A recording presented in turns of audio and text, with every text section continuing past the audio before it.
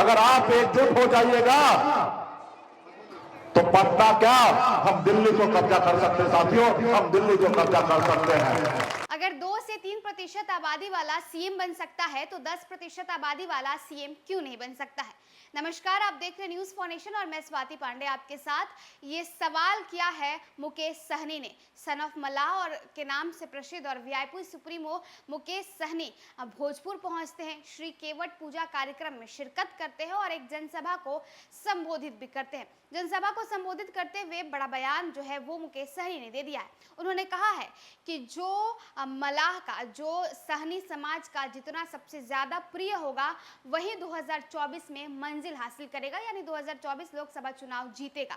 साथ ही साथ उन्होंने ये भी कहा है कि जो अगर 2 से 3% वाला किसी राज्य का मुख्यमंत्री बन सकता है तो 10% आबादी वाला एक इंसान, एक मलाह जो है वो भला मुख्यमंत्री क्यों नहीं बन सकता। तो देखिए, भोजपुर पहुंचे हैं, एक कार्यक्रम में शिरकत करते हैं, जनसभा को संबोधित करते हैं और बयान देते देते किस तरह से सहनी समाज को लेकर के जागरूक कर रहे हैं मुकेश सहनी। सुनवाते हैं उनकी बातों को।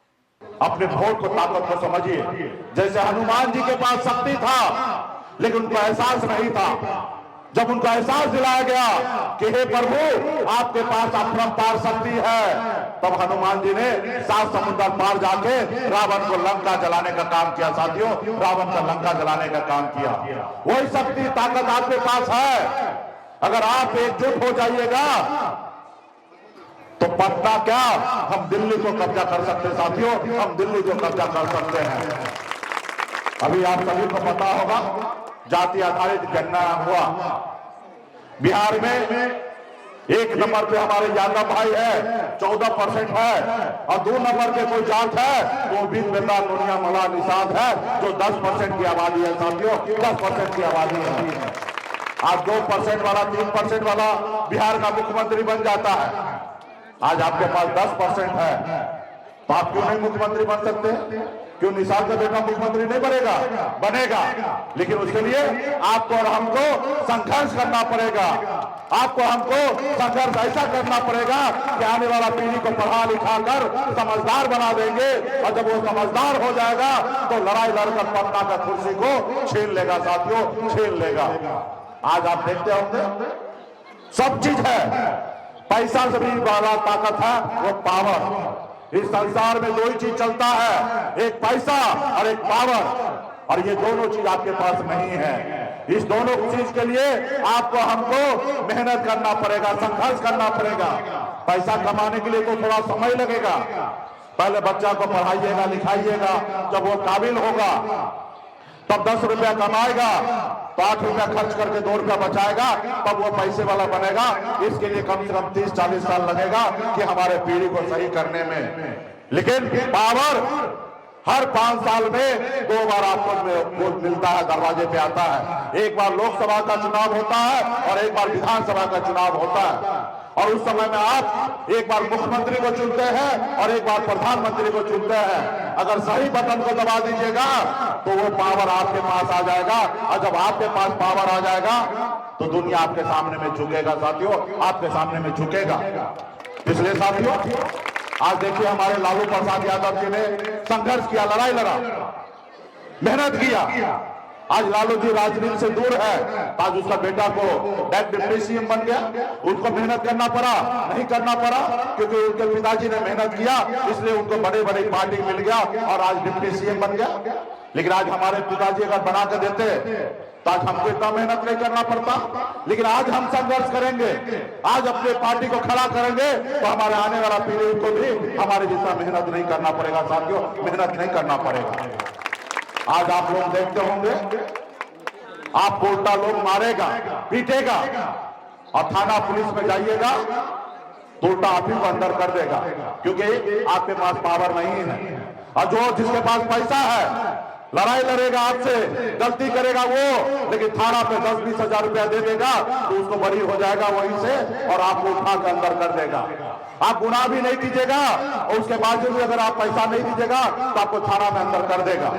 होता है ना गांव में? अरे होता है ना, सही है ना? जिसके पास पैसा उसी का थाना है, जिसके पास पैरवी है, विधायक जी है, सांसद जी है, उसी का थाना है ना। आज अगर आपका समाज का बेटा इस गांव से विधायक बन जाएगा तो आपके गांव में स्कूल बन जाएगा, हॉस्पिटल बन जाएगा।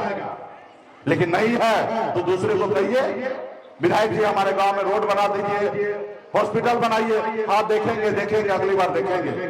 जब दूसरे आदमी को कहिएगा तो वादा करेगा, और जब आपका भाई बन जाएगा तो वहां पे वादा नहीं करेगा, वो डायरेक्ट आपके लिए काम कर देगा साथियों, डायरेक्ट काम कर देगा। तो इसलिए साथियों आज देखिए ना, तो समाज इतना दबंग है क्यों? क्योंकि उनके पास पटना में पावर है, और जिसके पास पावर नहीं है वो मार खाता है। ज्यादा ज्यादा 4 जगह घूमिएगा कुछ नहीं होगा। तो इसलिए साथियों, और ये पावर सिर्फ 5 साल में आ जाएगा।